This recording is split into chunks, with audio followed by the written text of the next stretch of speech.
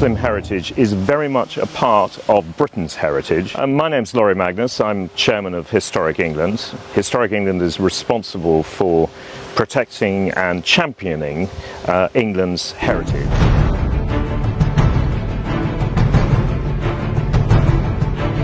I'm absolutely delighted to be standing in front of the Shah Jahan Mosque.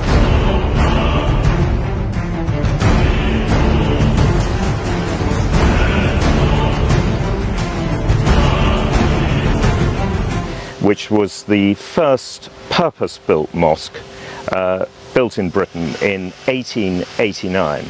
And it has many, many successors that have followed it. Today, I'm launching this trail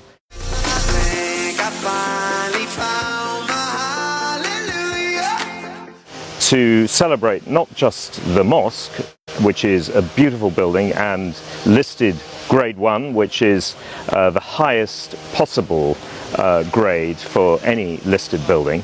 But the trail also includes the Peace Garden.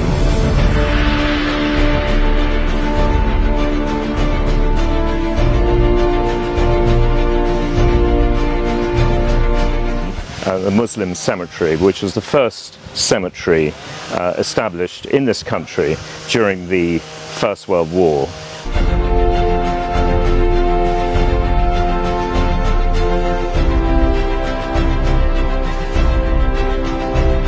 The trail also includes a number of prominent people who were associated with the development of the Muslim infrastructure in this country, including Gottlieb Leitner, who was the person who commissioned the Shah Jahan Mosque and raised the finance for it. My name is Tariq Hussain, and I will be your host for today.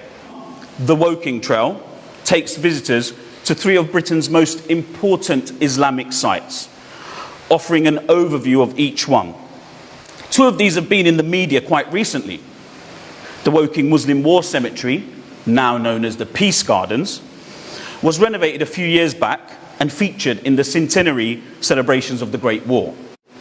And last year, the Shah Jahan Mosque became the first in the country to be listed as a Grade 1 historic monument. The third site is probably the least known, and ironically, it is actually the oldest Muslim space we know of in Britain.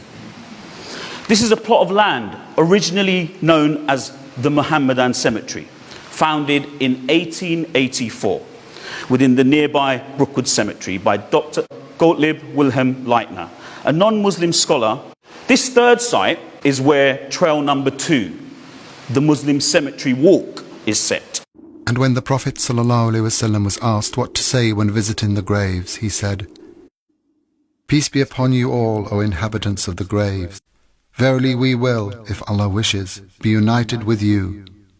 We ask Allah for well-being for us and for you." A walking trail that leads visitors to the graves of some of the most famous Muslims in Britain. Also the graves of some of the most famous Muslims in the world.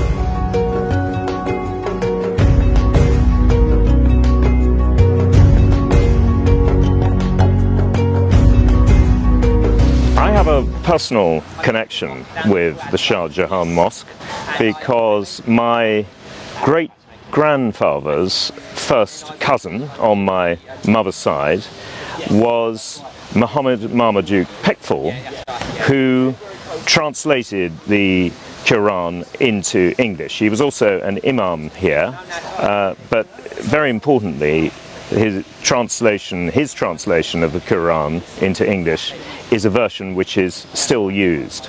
My mother, who died earlier this year, aged 102, could remember him vividly. She was 20 when he died in 1936, but she could remember him vividly as a very, very strong personality, which I'm sure he would have been, because he was something of a pioneer. He was actually the son of an Anglican clergyman.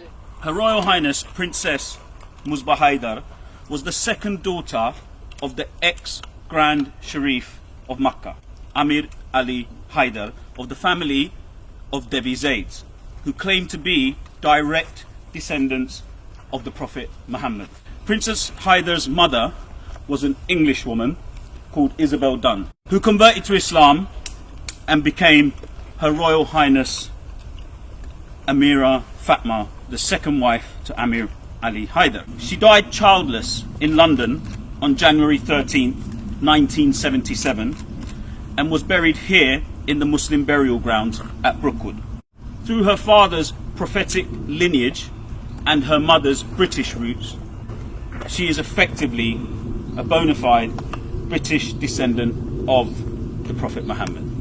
Then instead of writing a book about it, we'd do a trail, because then people can come and they can learn by themselves without having to, trawl through an academic book, which can get very heavy. And it's a nice experience because you're able to connect with different bits of history in one place.